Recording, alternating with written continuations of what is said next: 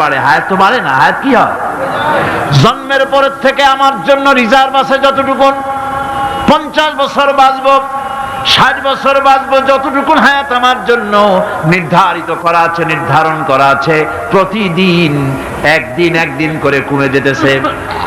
এজন্য আমি বলি, আমার বাড়িতে যে ঘড়িটা আছে, এই ঘড়িটা বেলা 1টার সময় ঢং করে একটা আওয়াজ দেয়, শ্রোতাকে শুনিয়ে দেয়, বাড়িওয়ালা তোমার জীবনের মূল্যবান হায়াত থেকে 1 ঘন্টা কমায়া দিলাম। 2টার সময় 2টা ঘন্টা লাগায় শোনায় দিল, বান্দারে তোমার জীবনের মূল্যবান সময় থেকে 2টি ঘন্টা কমে গেল। এমনি করে দিন গেল, মাস গেল, বছর গেল, আমাদের হুঁশ হলো না। সময় চলে গেল তাস খেলে খেলে, সময় চলে গেল আমাদের খেলাধুলা করে, শয়তানি বদমাশি করে। সময় কতটুকু পেলাম? কিয়ামতের দিন, বিচারের দিনটা যেটা হবে, আল্লাহ রাব্বুল আলামিন বলেন বিচারের দিনটাই লম্বা হবে 50 আলফা সানা মিম্মা তাউদ্দুন। বিচারের দিনটা লম্বা হবে কত বছর? 50,000 বছর। কত বছর? দুনিয়ায় যেভাবে তুমি হিসাব করো, দুনিয়ার গণনা অনুযায়ী হাসরের বিচারের দিনটা হবে 50,000 বছরের মতো লম্বা। এক কিতাবে দেখেছি, তিনি লিখেছেন হিসাব করে, কিয়ামতের ওই দিনটার হিসাবে 50,000 বছর একটা দিন লম্বা। ওই হিসাবে পৃথিবীতে যারা 60 বছর বাঁচলো, সে যেন আখিরাতে 2 মিনিট দুনিয়ায় বাঁচলো। চিন্তা করেছে? মাত্র 2 মিনিট। 60 বছর যারা হায়াত পেল, 2 মিনিট বাঁচলো। এই 2 মিনিটের জন্য কত হাঙ্গামা, কত মারধর, কত সন্ত্রাস, ক্ষমতার জন্য লড়াই, ধ্যান করেঙ্গে ত্যান করেঙ্গে, লাঠিকে আন্দার মুগুর ভরেঙ্গে, শক্তির ঠেলায় অস্থির। আমার বন্ধুগণ, সময় চলে যাচ্ছে স্রোতের মতো করে, কারোর জন্য সময় অপেক্ষা করতেছে না। আমাদের মৃত্যু প্রতি মুহূর্তে কাছে চলে আসতেছে। এই জন্য শায়ের বলেছেন, আগাহা আপনি মৌত সে কোই বাশার নেহি, আগাহা আপনি মৌত সে कोई बशर नहीं, सामा सो बरस के हैं पल की खबर नहीं। মৃত্যু সম্পর্কে আমাদের কারো জানা নাই। যে কোনো মুহূর্তে মৃত্যু আমাদের কাছে এসে যেতে পারে, মৃত্যু সম্পর্কে কিছুই জানা নাই। অথচ প্রতি মুহূর্তে আমরা মৃত্যুর দিকে এগিয়ে চলছি। মাল সামান 100 বছর কি ধরে খাবো তাও জমা করে রেখেছি, কিন্তু এক মুহূর্তের খবর নাই। মাহফিলে এসেছি, বাড়ি যেতে পারবো নিশ্চয়তা নাই। আছে? বলেন আছে? আপনি বাড়ি যাও ভালো, বসেছেন, দাঁড়াতে পারবেন, এই নিশ্চয়তা আছে? নাই। সুতরাং সূরার যে সময়ের উপরে কসম করে মূলত সময়ের অপরিসীম গুরুত্ব সম্পর্কে আল্লাহ পাক মানুষকে বুঝাই দিতেছেন। সময়ের দাম দাও। আমাদের সময় চলে যায় গান শুনতে শুনতে, আশ্চর্য মলম বিক্রি করা দেখতে দেখতে, তাস পাশা খেলতে খেলতে সময় চলে যায়, কেউ খেয়াল করে না। সময় বলতে অতীত কালও হতে পারে, আবার বর্তমানও হতে পারে। আর বর্তমান কাল কোনো কালই না। বর্তমান কাল কোনো কাল নয়। প্রতি মুহূর্তে ভবিষ্যৎ এসে বর্তমান হয়, আর প্রতি মুহূর্তে বর্তমান কি হয়? অতীত হয়ে যায়। বর্তমান কাল বলে কোনো কাল নাই। প্রতি মুহূর্তে অতীত হয়ে যাচ্ছে। এই যে আমি মাহফিলে বসছিলাম প্রথম এসে, ওইটা কি এখনো বর্তমান আছে? এই যে বর্তমান কথা বলছি, এটা অতীত হয়ে যাচ্ছে। সুতরাং বর্তমান কাল নাই। আল্লাহ পাক অল আসরের সময়ের কসম করে বলছেন। যদি আমরা চিন্তা ভাবনা করি, তাহলে আমরা লক্ষ্য করব আমাদের আসল মূলধন সময়। আসল মূলধন কি? জীবনের আসল মূলধন কি? সময়। ইমাম রাজি রহমতুল্লাহ আলাইহি এই পর্যায়ে এক বুজুর্গের ব্যক্তির কথা তিনি আলোচনা করেছেন। তিনি বলেছেন যে একটা লোক,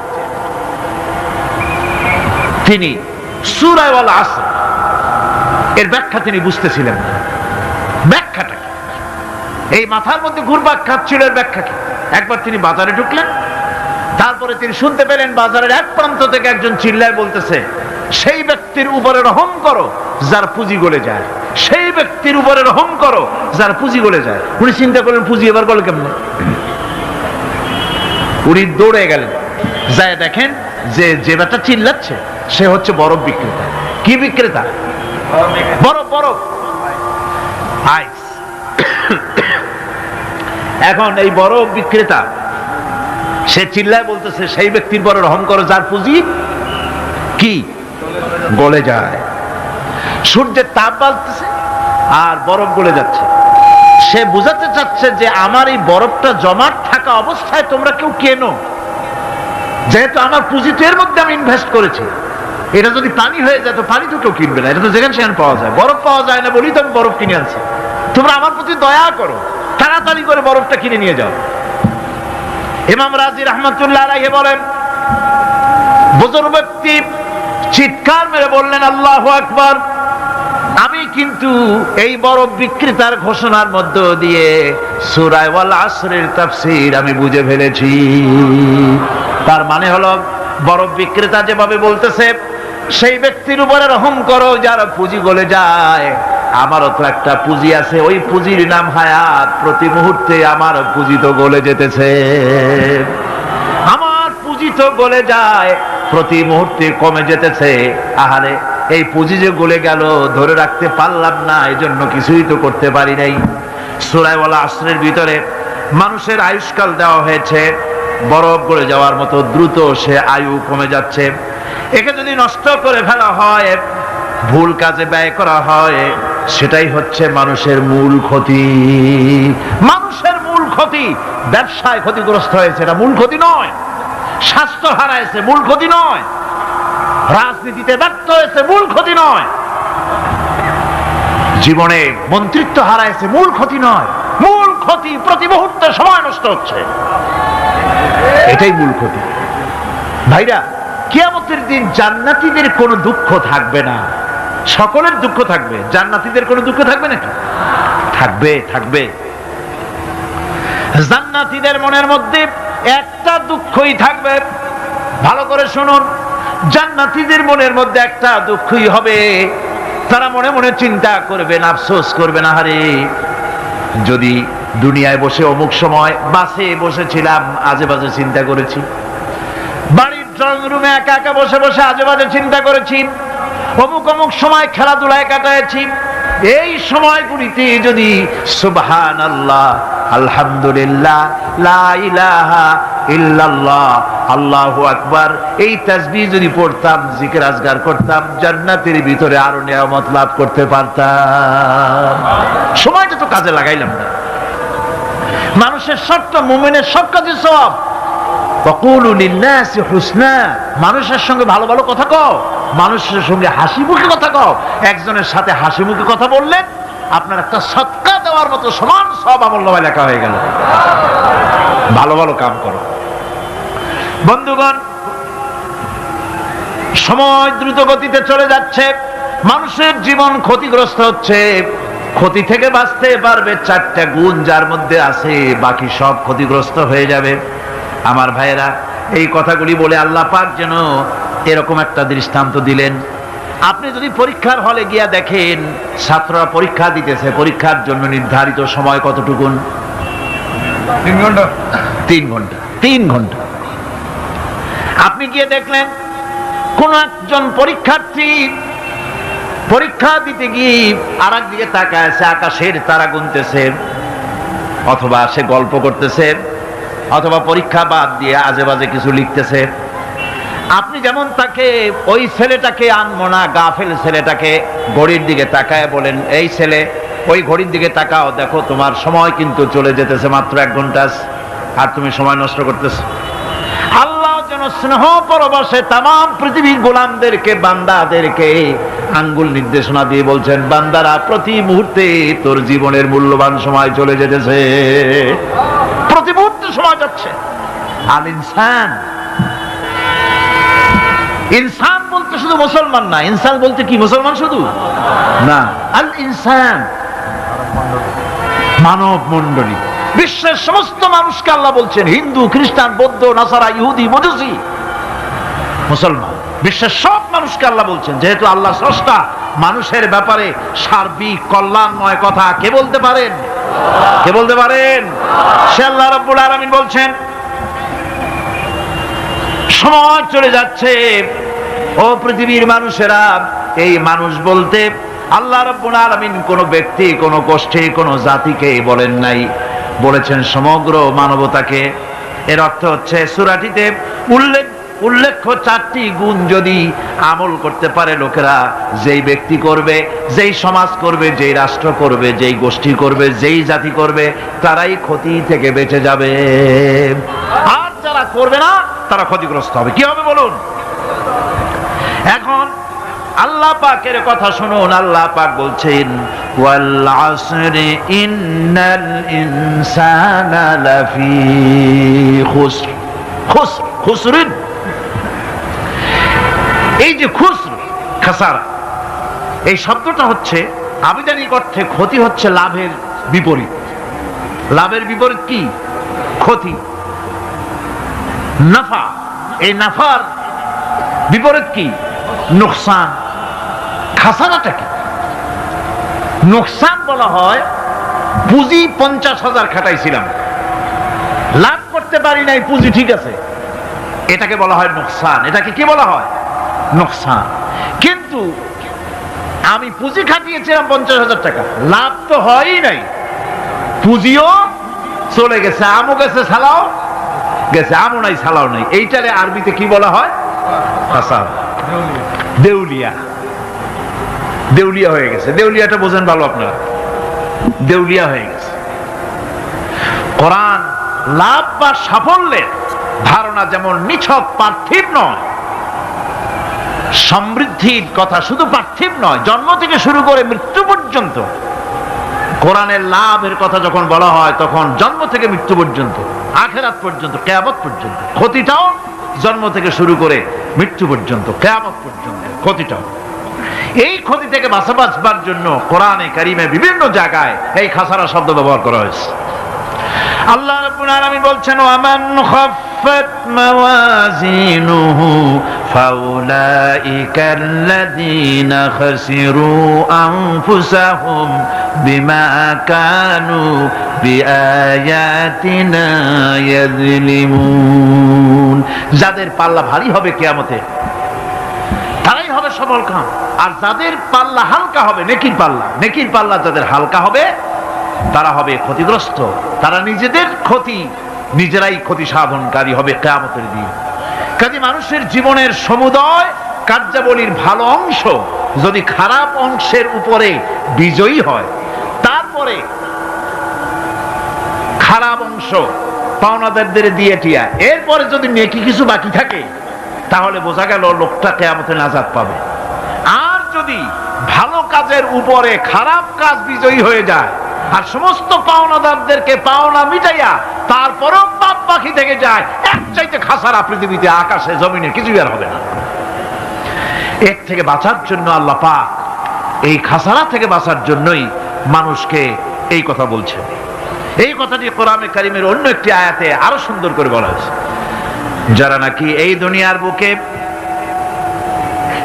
যারা নিজেদের পুঁজি খাটাইছে, জীবনের পুঁজি সুদ কামাইতে খাটালো, জীবনের পুঁজি খাটালো হারাম কামাইয়ের ভিতরে, অন্যায় কাজের ভিতরে, যারা জীবনের পুঁজিকে আল্লাহর দ্বীনের কাজে লাগাতে পারে নাই, তাদের সম্পর্কে বলা হচ্ছে খাসিরাদ দুনিয়া ওয়াল আখিরাতা যালিকা হুয়াল খুসরানুল মুবিন। খাসিরাদ দুনিয়া ওয়াল আখিরাত, দুনিয়াও ক্ষতিগ্রস্ত, আখিরাতেও ক্ষতিগ্রস্ত। এটা হচ্ছে তার জন্য সুস্পষ্ট ক্ষতি, এর থেকে বড় ক্ষতি আর কিছুই হতে পারে না। আল্লাহ পাক কোরআনে কারীমে অন্যত্র বলেছেন وَنُنَزِّلُ مِنَ الْقُرْآنِ مَا هُوَ شِفَاءٌ وَرَحْمَةٌ لِلْمُؤْمِنِينَ وَلَا يَزِيدُ الظَّالِمِينَ إِلَّا خَسَارًا। আমি এই কোরআন অবতরণের পরিক্রমায় এমন সব বিষয় অবতীর্ণ করেছি যা মুমিনদের জন্য নিরাময় এবং তাদের জন্য রহমত, আর জালিমদের জন্য ক্ষতি ছাড়া আর কিছুই বৃদ্ধি পায় না। জালিমদের জন্য ক্ষতি বৃদ্ধি পায়, আর যারা মুমিন তাদের জন্য এর মধ্যে নিরাময় আছে, এর মধ্যে রহমত আছে। অর্থাৎ যারা এই কোরআনকে যারা নিজেদের আইনের কিতাব হিসেবে গ্রহণ করেছে, কোরআনকে তাবিজের কিতাব হিসেবে নয়, ধর্মীয় কিতাব হিসেবে নয়, কোরআন সংবিধান। কোরআন কি? কোরআনকে যারা সংবিধান হিসেবে মেনে নিয়েছে, কোরআনকে যারা সংবিধান হিসেবে গ্রহণ করলো, ব্যক্তি, পরিবার, সমাজ, রাষ্ট্রে তাদের যাবতীয় মানসিক, বুদ্ধিবৃত্তিক, নৈতিক, তামাদ্দুনিক রোগের নিরাময় হবে, এর দ্বারা শান্তি হবে। কিন্তু যেসব জালিম এই কোরআনকে প্রত্যাখ্যান করেছি, কোরআনকে যারা মৌলবাদীদের কিতাব বলে, কোরআনের কথা বললে মৌলবাদ বলে গাল দেয়, তারা তাদের কপালকে পোড়াইয়া ছাই বানাইয়া দিছে, তাদের তাদের কপাল ভস্মীভূত করে দিয়েছে। আমার দেশে, এই দেশটা কি মুসলমান বেশি না অন্য জাতি বেশি? কোন? জোরে কোন? মুসলমান সবচেয়ে। খুব লক্ষ্য করে শোনেন, এই দেশে সবচেয়ে মুসলমান বেশি, ইন্দোনেশিয়ার পরে। পৃথিবীর দ্বিতীয় বৃহত্তম মুসলিম দেশ হলো কোনটা? বাংলাদেশ। এই দেশে ইসলামরে যত গালি দেওয়া হয়েছে, কোরআনকে যত গালি দেওয়া হয়েছে, আলেমদেরকে যত গালি দেওয়া হয়েছে, রাসূলুল্লাহকে যত গালি দেওয়া হয়েছে, ইসলামী আদর্শকে যত গালি দেওয়া হয়েছে, পৃথিবীতে কোন দেশে এইভাবে ইসলামকে গালি দেওয়া কোথাও হয় নাই। এমনকি আমেরিকার মতো দেশে, ইংল্যান্ডের মতো দেশেও কোরআনের বিরুদ্ধে এত কথা কেউ বলতে সাহস পাবে না, ইসলামের বিরুদ্ধে কথা বলতে সাহস পাবে না, যেহেতু মুসলমানেরা সেখানে পাল্টা আক্রমণ করবে। আজ আমার দেশে মুসলমানের ঘরের সন্তান হইয়া ইসলামের বিরুদ্ধে তারা বক্তব্য রাখে। মৌলবাদ মৌলবাদ জিকির উঠে গেছে। আমেরিকার প্রেসিডেন্টরা যখন শপথ নেন, প্রেসিডেন্ট হিসাবে ওথ নেন, বাইবেলের উপরে হাত রাখেন আর বলেন, এই মহাগ্রন্থকে স্পর্শ করে শপথ নিচ্ছি, আমি আমার চিন্তা চেতনা, আমার মেধা, আমার প্রজ্ঞা সবটা আমার জাতি, আমার দেশকে উন্নয়নের জন্য, এর সমৃদ্ধির জন্য, এর সংরক্ষণের জন্য আমি আমার জীবনকে উৎসর্গ করব। বাইবেলের উপরে স্পর্শ করে এই শপথ তারা নেন। আমার দেশের প্রেসিডেন্ট, প্রধানমন্ত্রী শপথ নেওয়ার সময় কোরআন শরীফের উপরে হাত রাখে যদি, তাহলে বলা হবে বেচারা মৌলবাদী হয়ে গেছে। এটা করা যাবে না। আর যদি কেউ করে সামান্য কিছু, কোরআন না, যদি তসবিহ নিয়েও আসে, তাহলে বুঝতে হবে জাতির সাথে একটা প্রতারণা ছাড়ার কিছুই না। কাজেই ধর্মের প্রতি আকর্ষণ একটা ভিন্ন জিনিস, সেই জিনিসকে ছেড়ে যারা দেয় তারাই ক্ষতিগ্রস্ত হয়, আর যারা ধরে রাখে তারা দুনিয়ায় ক্ষতিগ্রস্ত হয় না। আল্লাহ পাক এখানে রাসূল করিম সাল্লাল্লাহু আলাইহি ওয়াসাল্লামের একটি হাদিস প্রণিধানযোগ্য কোরআনের ব্যাপারে। হুজুর বলেছেন, আল কোরআন হুজ্জাতুন লাকা ওয়া আলাইকা। এই কোরআন হয় তোমার পক্ষের সাক্ষী, না হয় এই কোরআন তোমার বিপক্ষের সাক্ষী। কিয়ামতে এই কোরআন হয় তোমার পক্ষে কাজ করবে, নতুবা এই কোরআন তোমার বিপক্ষে কাজ করবে। দুই অবস্থা থেকে খালি হবে না। হয় কোরআন তোমার পক্ষে সাক্ষী দেবে, না হয় আমরা কি চাই? কিয়ামতে কি চাই? বলেন কি চাই? কোরআনের পক্ষে যদি আমরা সাক্ষী চাই, তাহলে এই কোরআনের পক্ষে আমাদেরকে কাজ করতে হবে। এছাড়া আমাদের নাজাতের কোনো পথ নাই। আমাদের মুক্তির পথ হচ্ছে কোরআন কেন্দ্রিক, রাসূলুল্লাহর হাদিস কেন্দ্রিক। এর বাইরে আমাদের সমস্ত পুঁজি নষ্ট হয়ে যাবে। আমাদেরকে পৃথিবীতে টিকে থাকতে হলে কোরআনের উপরে ভিত্তি করে আমাদেরকে বাঁচতে হবে, টিকতে হবে। কোরআনে কারিমে আল্লাহ রাব্বুল আলামিন অন্যত্র বলেছেন, কুল ইন্নাল খাসিরিনাল্লাযীনা খাসিরু আনফুসাহুম ওয়া আহলিহিম ইয়াওমাল কিয়ামাহ আলা যালিকা হুয়াল খুসরানুল মুবিন। বলো, প্রকৃত দেউলিয়া তারাই যারা কিয়ামতের দিন নিজেকে, নিজের পরিবার পরিবর্গকে এই ক্ষতির দিকে যারা ঠেলে দেবে। ভালো করে শুনে নাও, এটি হচ্ছে সুস্পষ্ট ক্ষতি, সুস্পষ্ট দেউলিয়াপনা। এই ক্ষতি থেকে বাঁচার জন্য আল্লাহ রাব্বুল আলামিন কোরআনে কারীমের মধ্যে বলেছেন, ওয়াল আসরি ইন্নাল ইনসানা লাফি খুস। পড়েন সবাই, ওয়াল আসরি ইন্নাল ইনসানা লাফি খুস। মানুষের, সমগ্র মানুষের জীবন ক্ষতিগ্রস্ত। কে বলতেছেন? গা শিউরে ওঠার কথা না, গা শিউরে ওঠে। আল্লাহ বলতেছেন ক্ষতিগ্রস্ত, ব্যর্থ। আপনি যতই মনে করেন আপনার মিল আছে, কল আছে, কারখানা আছে, মন্ত্রী, টাকা পয়সা আছে, প্রেসিডেন্ট হয়েছেন, প্রধানমন্ত্রী হয়েছেন, আপনার জীবন সফল হয়েছে, আল্লাহ বলেন না, জীবন ব্যর্থ, জীবন বিফল, জীবন ক্ষতিগ্রস্ত। তাম পৃথিবীর সমস্ত মানুষ ক্ষতিগ্রস্ত, ব্যর্থ। 4টা কাজ করলে সফল হবে। কয়টা কাজ? জোরে বলেন, কয়টা কাজ? ইল্লাল্লাযীনা আমানু ওয়া আমিলুস সালিহাতি ওয়া তাওয়াসাউ বিল হাক্কি ওয়া তাওয়াসাউ বিস সাবর। 4টা কাজ করলে জীবন হবে সফল। এই ব্যর্থতা থেকে, এই ক্ষতি থেকে যদি বাঁচতে চাই কিনা? কারা কারা চাই? দেখাই তো হাত। কারা কারা চাই? ক্ষতির হাত থেকে বাঁচতে চাই কারা? আলহামদুলিল্লাহ, হাত নামান। ক্ষতির হাত থেকে যারা বাঁচতে চান, আল্লাহ রাব্বুল আলামিন তাদের জন্য ফর্মুলা পেশ করেছেন, ইল্লাল্লাযীনা আমানু ওয়া আমিলুস সালিহাতি ওয়া তাওয়াসাউ বিল হাক্কি ওয়া তাওয়াসাউ বিস সাবর। আল্লাহ পাক বলেন 4টি কাজ করলে জীবন সফল হয়ে যাবে। কয়টা কাজ? 4টা কাজ করলে জীবনটা সফল হয়ে যাবে। 1 নম্বরে ঈমান। 1 নম্বরে কি? ঈমান। এটাই হচ্ছে ফাউন্ডেশন। ক্ষতি থেকে বাঁচার জন্য প্রথম যে গুণটি, সেটির নাম হচ্ছে ঈমান। ইসলামে ঈমানের স্থান সর্বপ্রথম, তারপরই হচ্ছে ইসলাম। ঈমান আগে, তারপরে কি? ইসলাম। ইসলাম হচ্ছে বীজ, ঈমান হচ্ছে বীজ, আর ইসলাম হচ্ছে চারা, গাছ। এটা হচ্ছে ভিত্তি। এই ভিত্তিকে সর্বপ্রথম মজবুত করতে হবে। ঈমানের ভিত্তি, ঈমানের ভিত্তি দুনিয়ায় ঈমানের আহ্বান জানাবার জন্যই আল্লাহ রাব্বুল আলামিন সমস্ত নবী এবং রাসূলদেরকে পৃথিবীতে পাঠিয়েছেন ঈমানের আহ্বানের জন্য। দুনিয়ার সমস্ত নবীদের দাওয়াত ছিল ঈমানের দাওয়াত। কিসের দাওয়াত? এই ঈমানের দাবিটা আসছে, এই দাওয়াতটা এসেছে আল্লাহর কাছ থেকে। কার কাছ থেকে? দেখুন, পৃথিবীর ভিতরে কোন নবীদের কথার সাথে আরেকজন নবীর কথার কোনো বৈপরীত্য হয় নাই। সমস্ত নবীদের কথা একরকম ছিল। কয় রকম? একজন নবীর সঙ্গে তার বক্তব্যের সাথে আরেকজন নবীর বক্তব্যের কোনো গুণগত মৌলিক কোনো পার্থক্য ঘটে নাই, অসঙ্গতি হয় নাই। কারণ নবীরা, আম্বিয়া আলাইহিমুস সালাম, নিজেরা বানিয়ে কথা রচনা করে তারা মানুষের সামনে পেশ করে নাই। সমস্ত নবীদের কাছে যত দাওয়াত এসেছে, একটা অফিস থেকে এসেছে। সে অফিসটা হচ্ছে কার?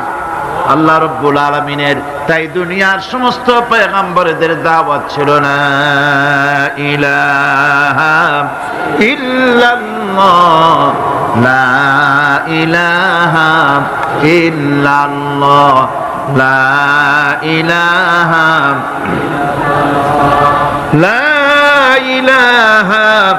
ইল্লাল্লাহু মুহাম্মাদুর রাসূলুল্লাহ। এটাই ছিল সমস্ত নবীদের দাওয়াত। কোরআনে কারীম তার ধারক এবং বাহক সম্পর্কে বলে যে তিনি যে দাওয়াত দিয়েছেন, সে দাওয়াতটা হলো ঈমানের দাওয়াত। আমাদের নবী তিনি এসে যে দাওয়াত দিয়েছেন, সে দাওয়াতটা কিসের? কোরআনে কারীম বলছি, রব্বানা ইন্নানা সামি'না মুনাদিয়ান ইউনাদি লিল ঈমান। হে আমাদের রব, নিশ্চয়ই আমরা এমন একজন আহ্বায়কের আহ্বান শুনেছি, যিনি আমাদেরকে ঈমানের দাওয়াত দিয়েছেন। এমন কোন পয়গম্বর নাই দুনিয়ায় যিনি ঈমানের দাওয়াত দেন নাই। সকলেই ঈমানের দাওয়াত মানুষের সামনে, বিশ্ববাসীর সামনে পেশ করেছেন। কোরআনে হাকিম স্পষ্ট একটা সীমারেখা দুনিয়ার মানুষের সামনে পেশ করে পৃথিবীর মানুষগুলিকে দুটি শ্রেণীতে বিভক্ত করে দিয়েছে। একটি হচ্ছে ঈমান পোষণকারী, আরেকটি হচ্ছে অবিশ্বাসী। একটা ঈমান পোষণকারী আর একটা অবিশ্বাসী। কোরআনে কারীমের মধ্যে আল্লাহ পাক এই পৃথিবীর বুকে যারা আরামের টাটকা সুখগুলি আরামগুলি যারা বর্জন করে আল্লাহ রাব্বুল আলামিনকে বিশ্বাস করে যারা জীবন পরিচালনা করেছে, আল্লাহ পাক তাদের জন্য জান্নাত রেখেছেন এবং তাদের জন্য বলছেন সাবিকু ইলা মাগফিরাতিন মির রাব্বিকুম ওয়া জান্নাতিন আরদুহা কা'আরদিস সামাই ওয়াল আরদ উইদ্দাত লিল্লাযীনা আমানু বিল্লাহি ওয়া রাসূলিহি। আল্লাহ পাক বলেন প্রতিযোগিতা করো আল্লাহর মাগফিরাত কামনার জন্য আর জান্নাতে যাওয়ার জন্য প্রতিযোগিতা করো, আল্লাহর রহমত পাওয়ার জন্য সৎ কাজের প্রতিযোগিতা করো, তাহলে আল্লাহ রাব্বুল আলামিন তোমাদেরকে ক্ষমা করবেন আর তোমাদের জন্য এমন জান্নাত দিবেন যেই জান্নাত আকাশের বিশালতার জমিনের বিশালতার মতো। এই বিরাট জান্নাত তোমাদেরকে দিবেন। এই জান্নাত চিরস্থায়ী সুখ এবং শান্তি জায়গা হবে। মাসালুল জান্নাতিল্লাতী উইদাল মুত্তাকুন ফিহা আনহারুম মিন মাইন গায়রি আসিনিন ওয়া আনহারুম মিন লাবানিন লাম ইয়াতাগায়্যার তা'আমুহু। আল্লাহ পাক বলছেন জান্নাত আল্লাহ পাক ওয়াদা করেছেন মুত্তাকীদের জন্য। আল্লাহ পাক জান্নাত দিবেন যে জান্নাতের ভেতরে রয়েছে মধুর প্রস্রবণ, রয়েছে দুধের প্রস্রবণ, রয়েছে সেখানে স্বচ্ছ পানির প্রস্রবণ রয়েছে। এই সুন্দর জান্নাত ঝর্ণা ধারা আল্লাহ পাক সৃষ্টি করেছেন, বাগ বাগিচা দিয়ে ভরে রেখেছেন জান্নাত।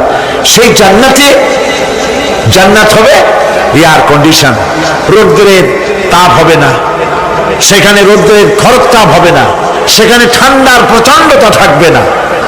কিরকম হবে জায়গাটা? আল্লাহ পাক বলছেন মুত্তাকিনা আলাল আরাইকি লা ইয়ারাউনা ফিহা শামসান ওয়ালা জামহারিরা ওয়া দানিয়াতান আলাইহিম যিলালুহা ওয়া যুল্লিলাত কুতুফুহা তাযলিলা। আল্লাহ পাক এমন জান্নাত রেখেছেন, সেই আল্লাহ পাক সেই জান্নাতের ভিতরে জান্নাতীরা ঠেস লাগায়া মুখোমুখি অবস্থায় তারা সেখানে বসবে, আর জান্নাতীদের মনের মধ্যে কোনো দুঃখ থাকবে না, পেরেশানি থাকবে না। পৃথিবীতে মানুষের দুঃখ থাকে, পেরেশানি থাকে, সেখানে কোনো দুঃখ আর পেরেশানি থাকবে না। সেই জায়গাটা হবে শীতাতপ নিয়ন্ত্রিত, না শীত না গরম, চির বসন্ত বিরাজ করবে। জান্নাতীরা সেখানে থাকবে। এই সুন্দর জান্নাত আল্লাহ পাক রেখেছেন মুত্তাকীদের জন্য। সুবহানাল্লাহ। কাফেরদের জন্য জান্নাত হবে, জাহান্নাম হবে চিরকাল। খালিদিনা ফিহা আবাদান, চিরকাল কাফেরেরা জাহান্নামে থাকবে। সর্বশেষ যে ব্যক্তি জাহান্নাম থেকে মুক্তি লাভ করবে তাকে আল্লাহ পাক বলবেন, ফেরেশতাদেরকে বলবেন, আমার ফেরেশতারা আমার এই বান্দাকে জান্নাত এবং জাহান্নামের মাঝখানে রেখে দাও। জান্নাত এবং জাহান্নামের মাঝখানে লোকটি যখন থাকার জায়গা পাবে সে জান্নাতের দিকে তাকায়া দেখবে আর কাঁদতে থাকবে। আল্লাহ পাক জিজ্ঞেস করবেন, বান্দারে যুগের পর যুগ ধরে জাহান্নামে কেঁদেছো, আমি রব্বুল আলামিন জাহান্নাম মাফ করে দিয়া জান্নাত জাহান্নামের মাঝখানে রেখে দিয়েছি, আযাব থেকে তো বেঁচে গেছো, এখন কান্দো কেন? লোকটি বলবে, রব্বুল আলামিন কান্দি এই কারণে, জাহান্নাম থেকে মাফ করেছো, তোমার শুকরিয়া আদায় করি। জান্নাত তো আমার কপালে নাই, কিসমতে নাই, কিন্তু জান্নাত আমি এখান থেকে দেখতে পাচ্ছি। জান্নাতের সুঘ্রাণ আমার নাকে আসতেছে, কপালে নাই যাওয়ার। আমি কাঁদি এই জন্য, তুমি যদি মেহেরবানি করে আমাকে জান্নাতের দরজার কাছে একটু দাঁড় করায় দিতা, প্রাণ ভরে তোমার জান্নাতের দৃশ্যটা একটু দেখতাম। আল্লাহ পাক তার আরজি পূরণ করবেন, বলবেন যাও ফেরেশতাদের বলবেন এর জান্নাতের দরজার কাছে দাঁড় করায় দাও। জান্নাতের দরজার কাছে দাঁড়িয়ে লোকটি আবার কান্না শুরু করবে। আল্লাহ পাক প্রশ্ন করবেন এবার কান্দো কেন? লোকটি বলবে রব্বুল আলামিন কান্দি এই কারণে, জান্নাতের এই দরজায় দাঁড়াইয়া জান্নাতের অফুরন্ত নেয়ামত কিছুই ভালো করে দেখা যায় না, শুধু অল্প জায়গা দেখি। যদি তুমি আমারে দয়া করে জান্নাতের মাঝখানে দাঁড় করায় দিতা, চতুর্দিকে তাকায়া তাকায়া দেখা কলিজারে ঠান্ডা বানাইতাম। তবে আমি ওয়াদা করি জান্নাতের কোন নাজ নেয়ামত, কোন ফল আমি খাবো না, ধরবো না, ছুঁইব না। একটুখানি মেহেরবানি করে মাঝখানে দাঁড় করাইয়া দাও, জান্নারে ঠান্ডা করি। আল্লাহ রাব্বুল আলামিন ফেরেশতাদের বলবেন আমার এই বান্দারে জান্নাতের মাঝখানে দাঁড় করাইয়া দে। আল্লাহর নবী বলেন জান্নাতের মাঝখানে দাঁড়িয়ে লোকটি আগের চাইতে আরো জোরে চিৎকার মেরে কাঁদতে থাকবে। আল্লাহ পাক বলবেন বান্দারে কি হলো তোর? দরজার কাছে আসতে চাইছো রে, আইনা দিলাম। আবার এবার মাঝখানে আসতে চাইছো, তাও এনে দিয়েছি। আবার কান্দো কেন? লোকটি বলবে রব্বুল আলামিন এবার কান্দি এই জন্যে তুমি যখন দয়া করে একটিবার জান্নাতের মাঝখানে এনে আমাকে দাঁড় করায় দিয়েছো, তুমি রহমান রহিম গফুরুর রহিম, এই জান্নাত থেকে আবার আর বাইর করে দিও না। আল্লাহ রাব্বুল আলামিন বলবেন ও আমার বান্দারে আমার এই জান্নাত তোর খুব পছন্দ হয়েছে নাকি? লোকটি বলবে রব্বুল আলামিন কলিজা ঠান্ডা হয়ে গেছে, ভাবতেও পারি নাই জান্নাত এত সুন্দর। আল্লাহ পাক বলবেন বান্দারে এরকম একটি নয়, দুইটা নয়, তোর জন্য আমি 10টা জান্নাত এরকম রিজার্ভ করে রাখছি। সুবহানাল্লাহ। আল্লাহ পাককে ভয় করে পৃথিবীর সমস্ত পাপ থেকে যারা নিজেকে রক্ষা করবে আল্লাহ তাদের জন্য এই জান্নাত রেখে দিয়েছেন। সুবহানাল্লাহ। সেই জান্নাতের রিসিপশন আপনারা আন্দাজ করতে পারবেন না রিসিপশন কারে কয়। কি এর প্রধানমন্ত্রী আর প্রেসিডেন্ট 4-5টা পুলিশ আর আর্মি আসে একটা ফট করে সেলুট মারলো, বাস শেষ হয়ে গেল, এরকম না। জান্নাতীদেরকে রিসিপশন দেওয়া হবে। জান্নাতীরা যখন আল্লাহর হুকুমে জান্নাতের দিকে যেতে লাগবে, আর যখন জান্নাতের কাছে চলে যাবে আল্লাহ রাব্বুল আলামিন শোনায় দিচ্ছেন হাত্তা ইযা জাউহা ফুতিহাত আবওয়াবুহা ওয়া ক্বালা লাহুম খাজানাতুহা সালামুন আলাইকুম তিবতুম ফাদখুলুহা খালিদিন। সুবহানাল্লাহ। জান্নাতীরা যখন জান্নাতে প্রবেশ করার দরজার মুখোমুখি হবে, দ্বার রক্ষীগণ তখন বলবে সালামুন আলাইকুম, আল্লাহর শান্তি তোমাদের উপরে বর্ষিত হোক। সুবহানাল্লাহ। দুনিয়ার টাটকা টাটকা সুখগুলি 2 পা দিয়ে ঠেলে দিয়েছো, টাটকা সুখগুলি গ্রহণ করো নাই, হারাম খাও নাই, আল্লাহর দ্বীন কায়েমের জন্য রক্ত দিয়েছো, জীবন দিয়েছো, কষ্ট করেছো, আল্লাহকে ভয় করেছো। আমাদের সালাম গ্রহণ করো, জান্নাতের মধ্যে ঢুকে যাও চিরকালের জন্য। সুবহানাল্লাহ। আর বাইরে হওয়া লাগবে না, চিরকাল এই জান্নাতের মধ্যে তোমরা বসবাস করতে পারবে, আল্লাহ রাব্বুল আলামিনের ফেরেশতারা বলে দিবেন। জান্নাতের মধ্যে আল্লাহ পাক হুরদের সঙ্গে জান্নাতীদের বিয়ের ব্যবস্থা করে দিবেন। কোরআনে কারিমে আল্লাহ পাক বলেন মুত্তাকিনা আলা সুরুজিম মাসফুফাতিন ওয়া যাওয়াজনাহুম বিহুরিন ঈন।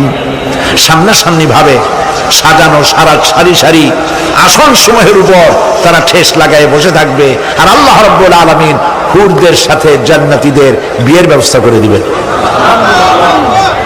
যেসব হুরের সঙ্গে বিয়ে হবে তাদের আল্লাহ পাক বিবরণ দিচ্ছেন কি রকম হবে তারা। লাম ইয়াতমিসহুন্না ইনসুন ওয়ালা জান। এর পূর্বে জিন এবং ইনসান এদেরকে কেউ স্পর্শ করে নাই। কিরকম তারা? কাআন্নাহুন্নাল ইয়াকুতু ওয়াল মারজান, যেমন ঝিনুকের ভিতরে মণিমুক্তা থাকে, এইভাবে আল্লাহ পাক তাদেরকে পবিত্র করে রেখে দিয়েছেন। আমার প্রিয় ভাইরা, আল্লাহ রাব্বুল আলামিন কোরআনে কারীমের ভিতরে বলেছেন, ফাবিআইয়ি আলা'i রাব্বিকুমা তুকাযযিবান। জান্নাত দান করে আল্লাহ পাক এবার জান্নাতীদেরকে সম্বোধন করে বলবেন, ইয়া ইবাদি লা খাউফুন আলাইকুমুল ইয়াওমা ওয়ালা আনতুম তাহজানুন। হে আমার বান্দারা, লা খাউফুন আলাইকুমুল ইয়াওম, আজ আর কোনো ভয় নাই। সুবহানাল্লাহ, সুবহানাল্লাহ। আজ আর কোনো ভয় নাই, কোনো চিন্তাও নাই, আরামে এই জান্নাতের মধ্যে বসবাস করো। এরপরে আল্লাহ পাক জিজ্ঞেস করবেন, ও আমার জান্নাতীরা, আমি যেসব ওয়াদা করছিলাম আমার ওয়াদা মোতাবেক সমস্ত নিয়ামত পেয়েছো? তারা বলবে, হ্যাঁ পেয়েছি, সব নিয়ামত আপনার ওয়াদা মোতাবেক সব পেয়েছি। আল্লাহ রাব্বুল আলামিন বলবেন, সব পাও নাই, ওয়ালাদাইনা মাজিদ, আমার কাছে আরো বেশি আছে। সুবহানাল্লাহ, আমার কাছে আরো বেশি আছে। জান্নাতীরা বুঝবে না সে আরো বেশিটা কি, এর থেকে আর বেশি কি। প্রিয় ভাই সব, নবী করিম সাল্লাল্লাহু আলাইহি সাল্লাম বলেছেন, জান্নাতের সুখ আর শান্তি কোন চোখ নাই যা দেখেছে, যা কোন অন্তঃকরণ নাই যা কল্পনা করতে পেরেছে। এই জান্নাত মুত্তাকিদের জন্য আল্লাহ রাখছেন। সুবহানাল্লাহ। জান্নাতীরা ভাবতেও পারবে না সেই নিয়ামতগুলি কি। প্রিয় ভাই সব, সেই মুহূর্তে আল্লাহর নবী মুহাম্মদুর রাসূলুল্লাহ সাল্লাল্লাহু আলাইহি ওয়াসাল্লাম বলবেন, রব্বুল আলামিন, আমার উম্মতেরা জান্নাতীরা বুঝতে পারে নাই আপনার কাছে কি নিয়ামত আরো বেশি আছে।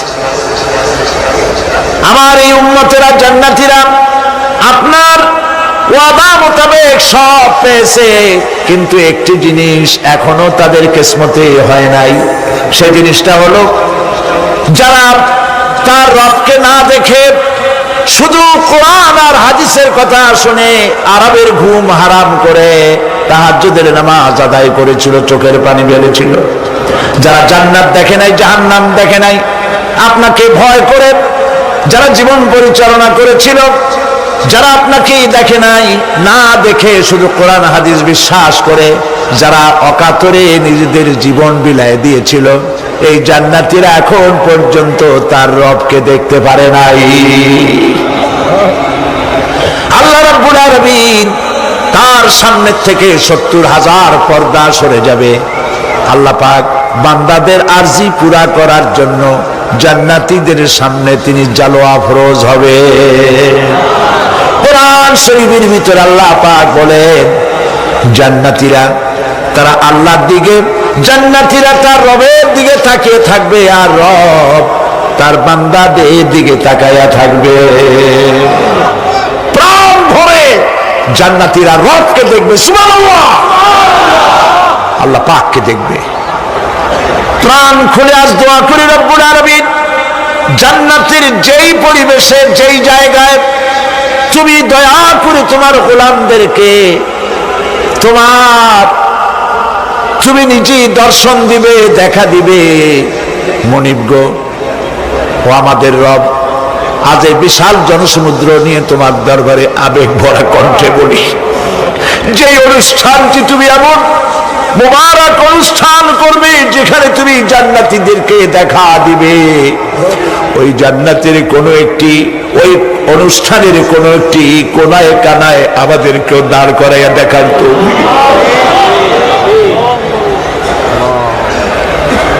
প্রিয় ভাই সব, আল্লাহ রাব্বুল আলামিন মানুষের সামনে এত সব নিয়ামত রেখেছেন, এই জান্নাত দান করবেন। এরপরে আল্লাহ রাব্বুল আলামিন কোরআনে কারীমের মধ্যে বলেছেন, রব্বিস সামাওয়াতি ওয়াল আরদি ওয়া মা বাইনাহুমার রাহমানি লা ইয়ামলিকুনা মিনহু খিতাবা। এসব পুরস্কার রয়েছে তোমাদের সেই রবের পক্ষ থেকে যিনি আকাশ আর জমিনের মালিক। সুবহানাল্লাহ বলবেন না? যার সামনে কথা বলার ক্ষমতা কারো হবে না। এটি একটি মারাত্মক কথা। কিয়ামতের দিন আল্লাহর দরবারে কেউ কথা বলতে পারবে না আল্লাহর নির্দেশ ছাড়া। একটি আকীদা পরিষ্কার করে নিয়ে যান আপনাদের। সে আকীদাটা এভাবে পরিষ্কার করুন, কোন পীর সাহেব, কোন খাজা বাবা, কোন মাওলানা, কোন মুহাদ্দিস, কোন বুজুর্গ আপনাকে সুপারিশ করতে পারবে না যদি না আল্লাহ পাক তাকে কথা বলার তৌফিক না দেন। মনে থাকবে এটা। আয়াতুল কুরসির ভিতরে আমরা পড়ি, মান যাল্লাযী ইয়াশফাউ ইনদাহু ইল্লা বিইযনিহি। আল্লাহ পাক বলেছেন কিয়ামতের দিন আল্লাহর দরবারে কার সাহস আছে কথা বলতে পারে? মান যাল্লাযী ইয়াশফাউ ইনদাহু ইল্লা বিইযনিহি। আল্লাহর ওয়াদা ছাড়া, হুকুম ছাড়া আল্লাহর সামনে কথা বলার সেদিন কেউ থাকবে না। সুবহানাল্লাহ। কেউ কথা বলতে পারবে না। সুপারিশ করতে হবে আল্লাহ যারে বলেন তুমি করো, অমুকের জন্য করো, সেই ব্যক্তি শুধু তার জন্যই করতে পারবে, আর কেউ কথা বলতে পারবে না। সেই কঠিন হাসরের ময়দান যেদিন শুধুমাত্র আল্লাহ পাক কথা বলবেন, আর যারে বলতে বলবেন সেই কেবলমাত্র বলতে পারবে। সুপারিশ এটি আল্লাহ পাক কিয়ামতে পারমিশন দিলে বলা যাবে। হযরত ইব্রাহিম আলাইহিস সালাম কিয়ামতের দিন তার নিজের পিতা সম্পর্কে সুপারিশ করবেন। রব্বুল আলামিন, আমার আব্বার জন্য সুপারিশ করতেছি, মেহেরবানি করে জাহান্নাম থেকে তারে আপনি রক্ষা করুন। আল্লাহ রব্বুল আলামিন বলবেন, ইব্রাহিম তোমার সুপারিশ মঞ্জুর হবে না। প্রিয় ভাই সব একটু মাথা খাটান, চিন্তা করেন। জাতির পিতা কে? জাতির পিতা চিল্লায় বলুন, কলিজা সাফ করে ফেলুন। মুসলমানদের জাতির পিতা হাফিজ আবি কেউ হতে পারে না।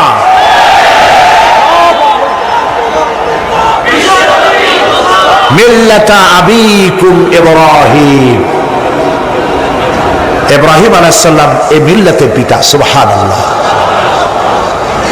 হযরত ইব্রাহিম আলাইহিস সালাম কিয়ামতের দিন বলবেন, আল্লাহ আমার আব্বার জন্য সুপারিশ করছি। আল্লাহ পাক বলবেন মঞ্জুর হবে না। আসর তোমার পিতা হতে পারে, কিন্তু আমার খলিলকে আগুনে ফেলার জন্য নমরুদকে সে সহযোগিতা করেছে, আমি তোমার পিতাকে ক্ষমা করব না। নবী করিম সাল্লাল্লাহু আলাইহি সাল্লামকে সাহাবায়ে কেরাম জিজ্ঞেস করেছেন, হে রাসূল, আপনার আব্বা এবং আম্মার অবস্থা কি হবে? নবী করিম সাল্লাল্লাহু আলাইহি সাল্লাম কেঁদে ফেলেছেন, সাফ বলেছেন, আমি তাদের কোনো উপকারে আসব না। আল্লাহু আকবার। আপনি মনে করছেন নাকি যে ইয়া নবী সালাম আলাইকা বলি অমনি নবী সুপারিশ পাবেন? এত সহজ। কতগুলো রসগোল্লা খাইলেন আর বড় একটা মিছিল করলেন আর অমনি চলে যাবেন? পৃথিবীর সব মানুষ, সাহাবায়ে কেরাম বাদ দেন, পৃথিবীর সমস্ত মানুষ একত্রিত হয়ে আবু তালেব রাসূলুল্লাহকে যে ভালোবেসেছেন, ওর 1000 ভাগের 1 ভাগও সারা দুনিয়ার মানুষ রাসূলুল্লাহকে ভালোবাসতে পারবে? পারবে? নিজের ছেলে আলীকে, আলী রাদিয়াল্লাহু তাআলা আনহুকে আলাদা বিছানায় শোয়াইয়া, ছোট্ট মানুষ হযরত আলী আলাদা জায়গায় রাখিয়া মুহাম্মদুর রাসূলুল্লাহ সাল্লাল্লাহু আলাইহি ওয়াসাল্লাম এতিম মানুষ তারে কলিজার সাথে বুকের মধ্যে আশ্রয় দিয়ে আগলে রেখেছেন বুক করে। সেই আবু তালেব মৃত্যুর সময় নবী করিম সাল্লাল্লাহু আলাইহি ওয়াসাল্লাম বলেছিলেন, চাচা একটি বার আমার কানে তাওহীদের কালেমা শোনায় দেয়। আবু তালেব তার কিসমতে ছিল না কালেমা। মরে যাওয়ার পর একজন সাহাবী বলেছিলেন, ইয়া রাসূলুল্লাহ, মৃত্যুর সময় আবু তালেবের মুখ আমি নড়তে দেখেছি, তিনি কালেমা পড়েছেন সম্ভবত। রাসূলুল্লাহ সাফ বলেছেন, আমি শুনি নাই। এত ভালোবাসার পরেও হাদিস শরীফে এসেছে আবু তালেব জাহান্নামে যাবে। কোথায় যাবে? জাহান্নামে। সবচাইতে কম আযাব হবে কার? আবু তালেবের। কম আযাবটা কি? হাদিস শরীফে এসেছে কম আযাব হলো জাহান্নামের আগুন দিয়ে এক জোড়া জুতা তৈরি করে আবু তালেবের পায়ে পরিয়ে দেওয়া হবে। সেই জাহান্নামের আগুনের তৈরি করা জুতার তাপে আবু তালেবের মাথার ঘিলুগুলো টকবক করে বউ পড়তে লাগবে। এত ভালোবেসে যদি কিয়ামতে উপায় না হয়, আপনি ইয়া নবী সালাম আলাইকা, ইয়া রাসূল সালাম আলাইকা, আর কতগুলো জিলাপি খাইলেন, বড় একটা মিছিল করলেন।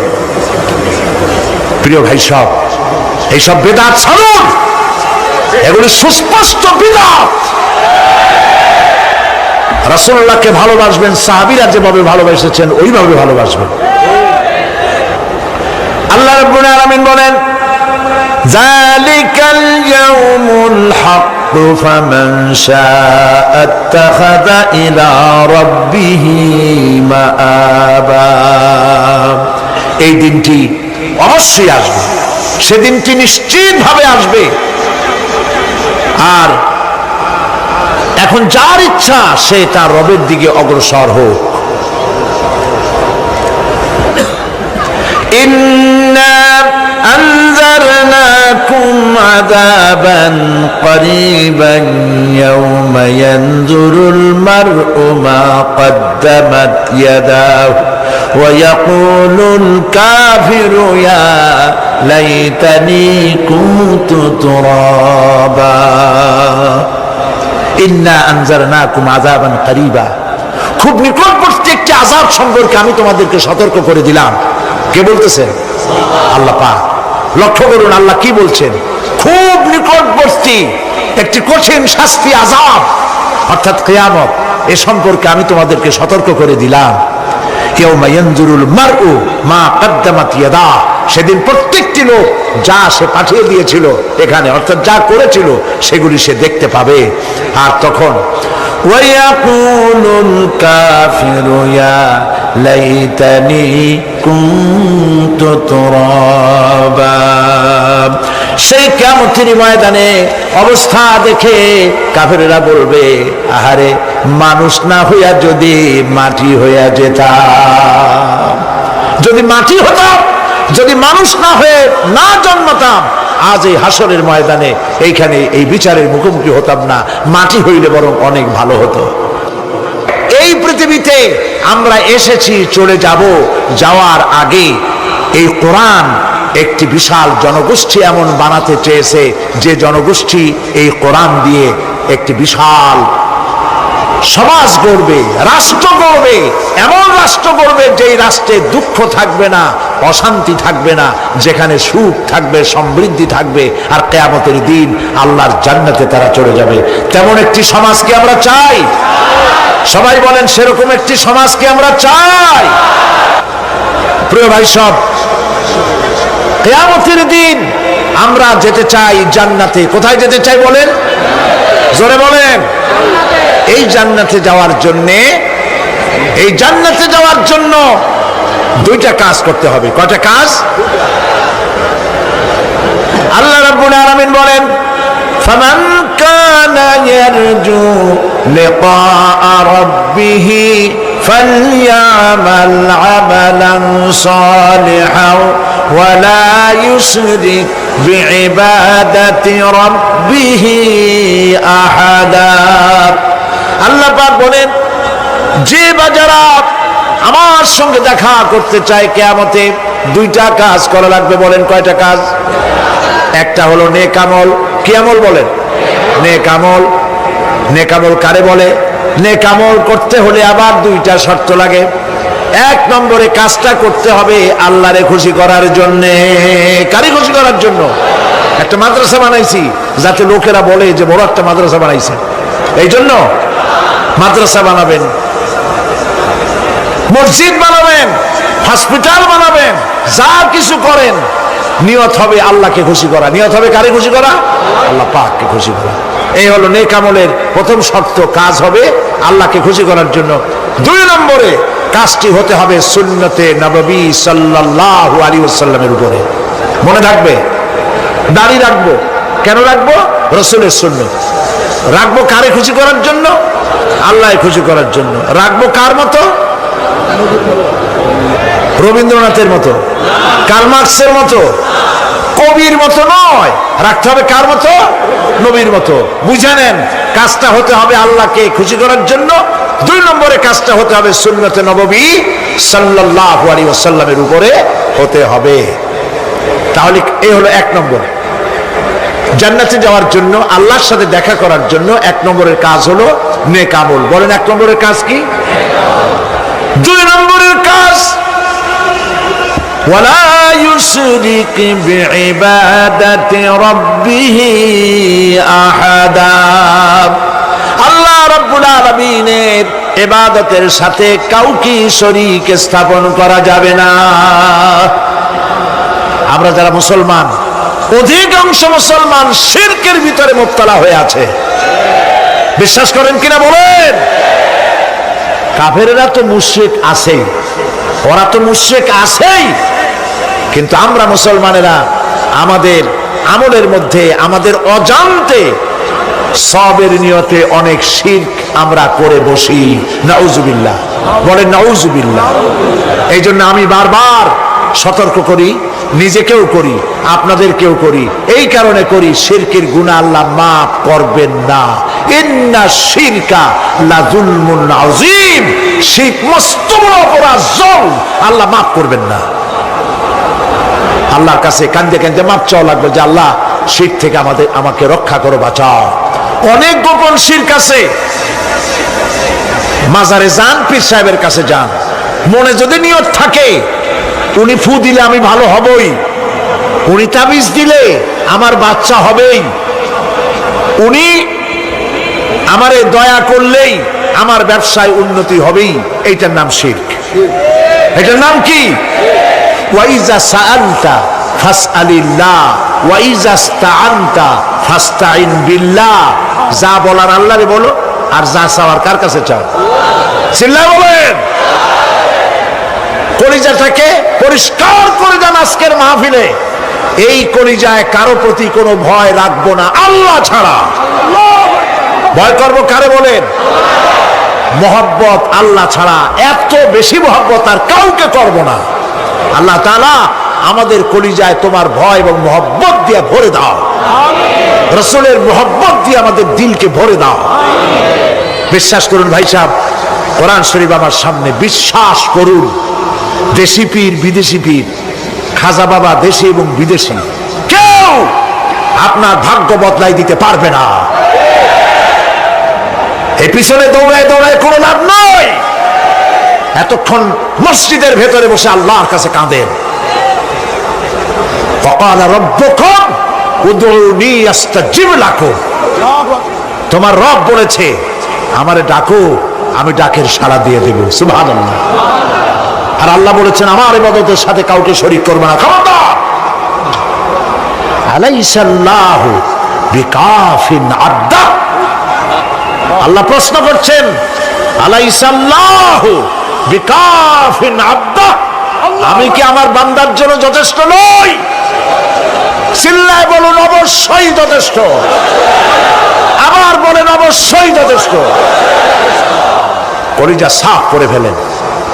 সম্রাট শাহজাহান, দিল্লির সম্রাট, হাবিজাবি সম্রাট না, দিল্লির সম্রাট। এখন কোথায়? কবরের মধ্যে। কবি বলতেছেন, শাহনে জাহাं को जिन्हें फक्र से देते थे बाज, शाहने जहां को जिन्हें फकुर से देते थे बाज वाज कब्र में है सूरह अलहम्दु की मोहताज।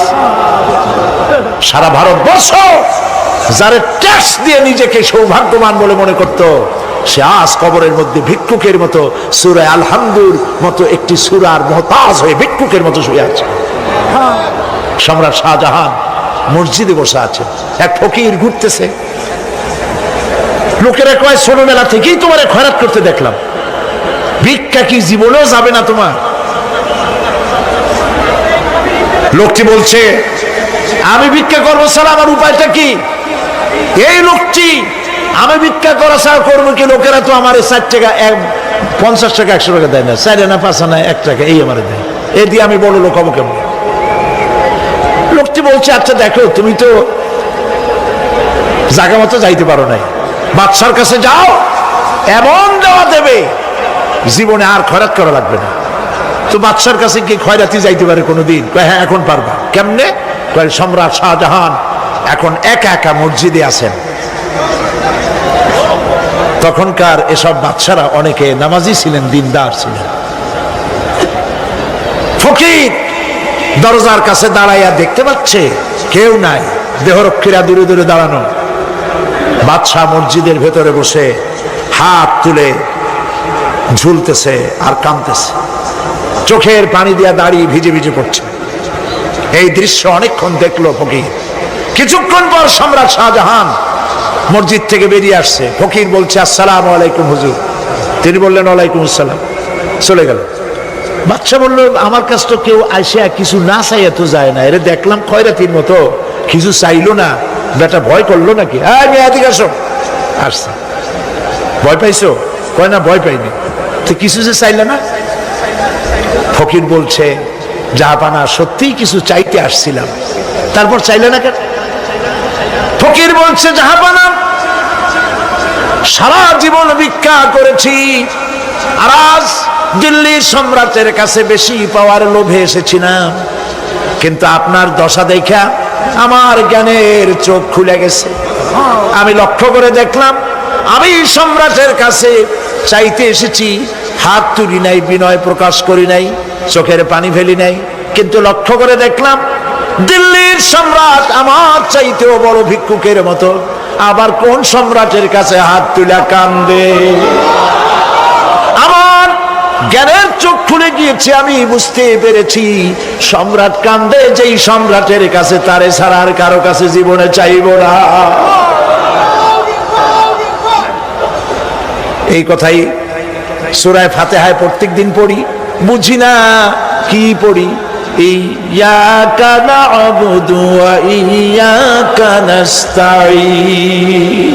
আয় আল্লাহ, একমাত্র তোমার গোলামি করি আর তোমার কাছে সাহায্য চাই, তুমি ছাড়া কারো কাছে সাহায্য চাই না। কলিজা সাফ করুন।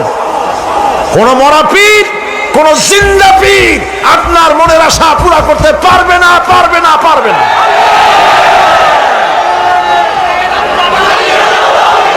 আর আজ থেকে কোন মাজারে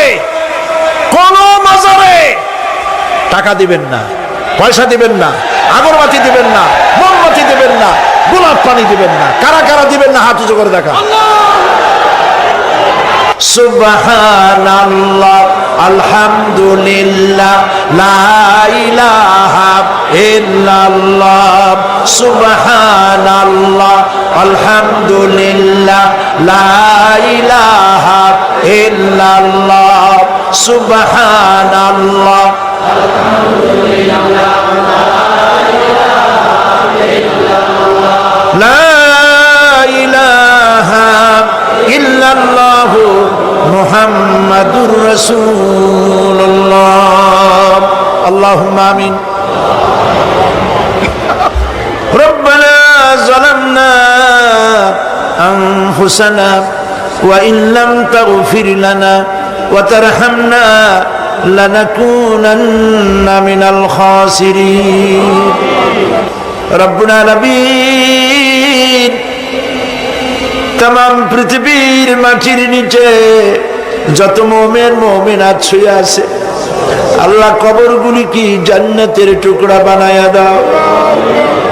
আয় আল্লাহ তাআলা, এই মুহূর্তে মনে পড়ে গেল আমাদের মা বাপের কথা। রব্বুল আলামিন, আমাদের আব্বা জান কত বছর আগে দুনিয়া থেকে বিদায় হয়ে গেল, নাম ধরে আর কেউ ডাকে না। কত কষ্ট করেছে, ধান বিক্রি করে, সুপারি বিক্রি করে, নিজের পেটে না দিয়া নিজের ভালো জামা না বানাইয়া আমাদের লেখাপড়া শিখাইছে, বাড়িঘর বানালো। আর একদিন তোমার ডাকে সাড়া দিয়া চলে গেল। যুগের পরে যুগ চলে গেল, বাপের মুখ আর দেখি না। আল্লাহ তাআলা, আমাদের আব্বা জান যাদের দুনিয়া থেকে বিদায় হয়ে গেছে, কবরটাকে বেহেশত বানায়। তুমি সম্রাটের সম্রাট, তুমি রাজাধিরাজ, তোমার মহব্বত ছাড়া কোনো মহব্বত যেন কলিজায় থাকে না মাবুদ। তোমাকে ছাড়া কাউকে যেন ভয় করি না মাবুদ। সারা জীবন শিরক আর বিদআত থেকে আমাদের তুমি বাঁচাও আল্লাহ। তোমার জাহান্নামকে আমরা ভয় পাই। আল্লাহুম্মা আজিরনা মিনান নার, আল্লাহুম্মা আজিরনা মিনান নার, আল্লাহুম্মা আজিরনা মিনান নার। রব্বানা তাকাব্বাল মিন্না ইন্নাকা আনতাস সামিউল আলিম ওয়া তুব আলাইনা ইন্নাকা আনতাত তাওয়াবুর রহিম। সুবহানা রাব্বিকা রাব্বিল ইজ্জাতি আম্মা ইয়াসিফুন ওয়া সালামুন আলাল মুরসালিন ওয়ালহামদুলিল্লাহি রাব্বিল আলামিন। ওয়াজআল আখিরা কালামিনা ইনদাল মাউত লা ইলাহা ইল্লাল্লাহু মুহাম্মাদুর রাসূলুল্লাহ।